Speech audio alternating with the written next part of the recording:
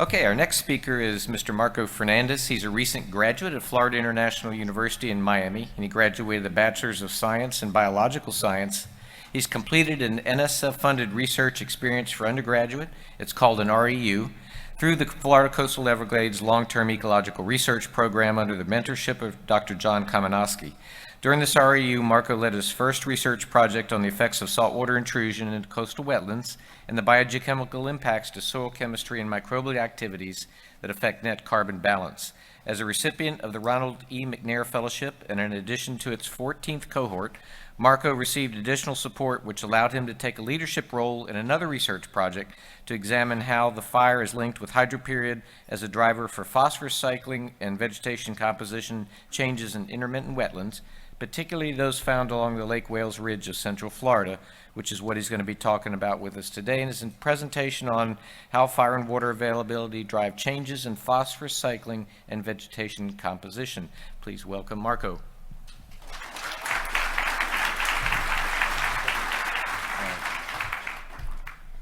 So I guess I'll be moving a little bit away from marine environments and a little bit more towards inlands now. So today I want to talk about how fire and differences in water availability create below-ground elemental changes that ultimately affect above-ground plant communities. So in many systems such as perennial wetlands, droughts and fires are events that are strongly associated to negative effects to ecosystem productivity. However, these events are natural occurrences in intermittent wetlands, and their role in affecting overall ecosystem growth remains unclear.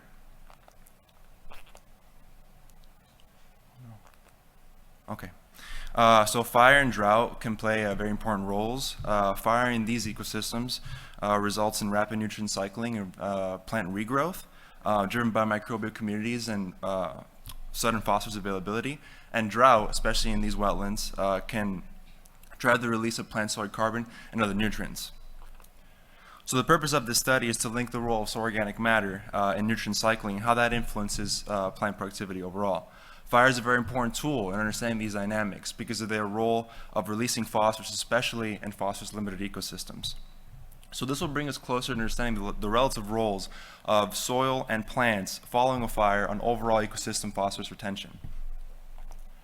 So for this research project, we focus on the native Florida scrub in Archbold Biological Station as a model ecosystem due to its nutrient-limited entisol soils, as well as its reliance on fires as an important nutrient driver of nutrient cycling. Also because of the distinct seasonal inundations and distinct plant soil communities.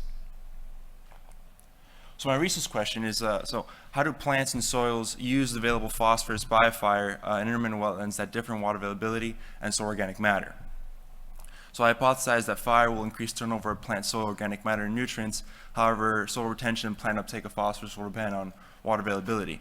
So I would expect that the wetlands with longer hydroperiods and are much deeper will be much richer in soil organic matter, which will ultimately lead them to release more organically bound phosphorus during the fire, leading to more percent carbon and percent phosphorus in the plants and soil communities.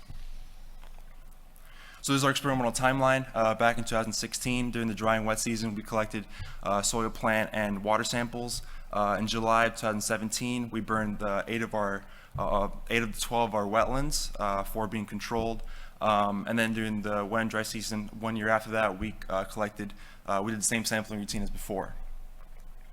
So I'll just go into the results. The first set of results I'll be showing you is water chemistry. Before the burn, total nitrogen, total phosphorus, and total organic carbon. There's a negative trend showing that the deeper our wetlands are, the less present these nutrients are in the water column. After the burn, this trend disappears, especially because in our more shallower wetlands, the nutrients aren't as present in the water column as much as before.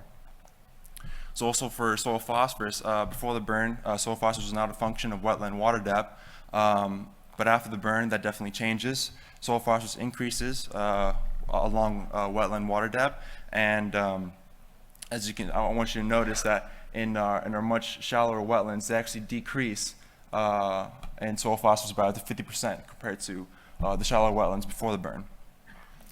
So also plant phosphorus I have here, and so before the burn, plant phosphorus increases with wetland water depth. So the deeper our wetlands are, the more our wetlands are able to, the more the plants in our wetlands are able to allocate phosphorus. and that relationship disappears after the burn and becomes far more variable throughout wetland water depth, particularly in our drier wetlands, which is where we're seeing the most changes.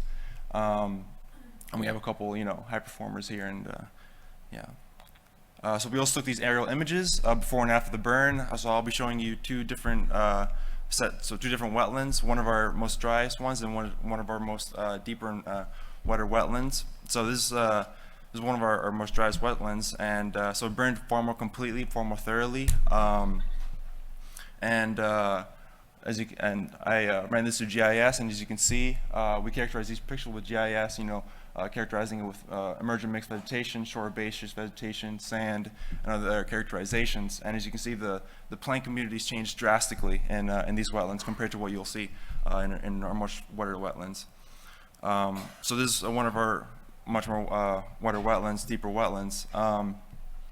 And we also ran this through GIS, and I want you to notice that particularly the areas that were far more affected were in the outer skirts. A lot of it turned into sand, and really the deeper you go into the center, the deeper you go into the wetlands, the less these plant communities actually change at all, particularly around here.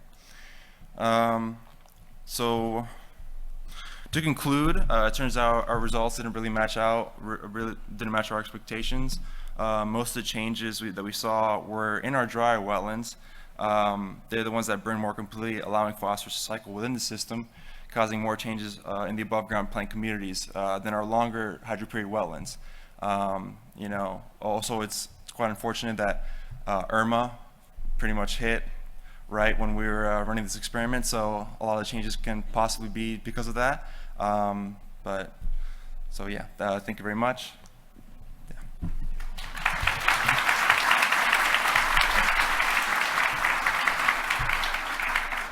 Yeah, it's normally with field experiments, it seems like fire is the thing that messes up your protocol. And here you have fire and then a hurricane. Yeah. Any questions for Marco? I'll start with one. I want somebody else to be ready with one after that. Do you have a question? Oh, good. Go.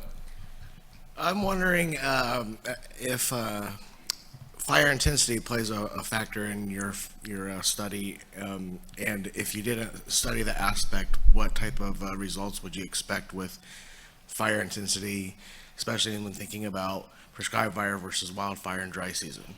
Right. Well, I would imagine that fire intensity does play an important role. Particularly since I would imagine that soil moisture in our dry wetlands is a lot less, and therefore the fires burn far more intensely in our dry wetlands, and that might be the reason why we see a lot of changes in the plant communities compared to our wetter wetlands, which didn't really burn all that cleanly or thoroughly as well as our dry wetlands, and so that also might be a factor when it comes to comparing the different plant communities of both these wetlands.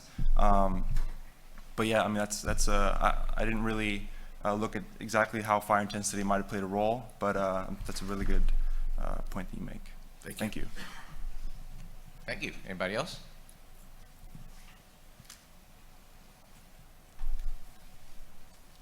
So I was just curious how analogous you think the experiment on the Lake Wales Ridge would be if we move farther south down into the Everglades, because the soils are very different, if I'm not mistaken. You're right. Yeah, they're incredibly different. The soils here are far more richer in organic matter, so I would imagine that there would actually be more release. As my expectations were for this original experiment, that because they're much richer in organic matter in southern Everglades, I would imagine that there would be more release of phosphorus, causing more nutrient cycling than you would expect here with these very nutrient-poor soils. So that would be. Yeah. Do you think it affects the intensity of the fire at all? That's something I really don't understand. Like, if you're on sandy soil in Lake Wales Ridge, is it less likely to burn as intensely because the peat provides fuel? Or I was curious about that, like how it affects the intensity of the fire too. Yeah, to be quite honest, I don't really exactly know the answer to your question, but that's a really good point, and I'd love to look more into that. But thank you for bringing up that point. Thank you. Hi. So it seemed like you had more soil phosphorus where you had deeper water and less plant uptake.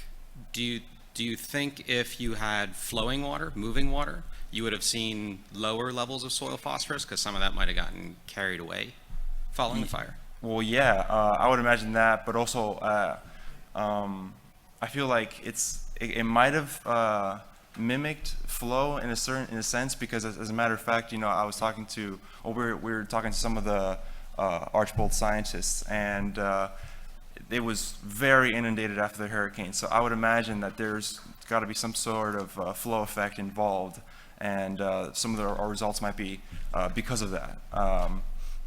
So I mean, I wish I knew exactly what the role of the hurricane played on our experiments, but yeah. Did it flood to the point where the water level was above? Oh yeah, the no, ground? it flooded to the point where it was just completely inundated. I'm sure there was a lot of, it definitely homogenized the landscape a bit, a lot of mixing and matching of nutrients.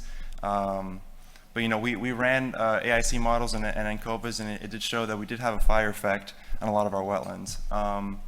But the hurricane, it's just made things very difficult. But thank you. Thanks. Okay, we'll do one more.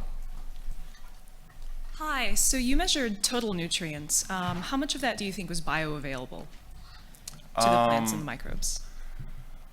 So we also measured dissolved inorganic nitrogen and SRP, and I believe that a lot of it was bioavailable, and a lot of it actually got into the soils and into the plants. I need to look back into the data, but yeah, thank you.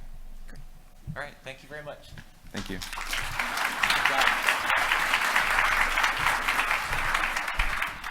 All right, our final presentation is by Ms. Elizabeth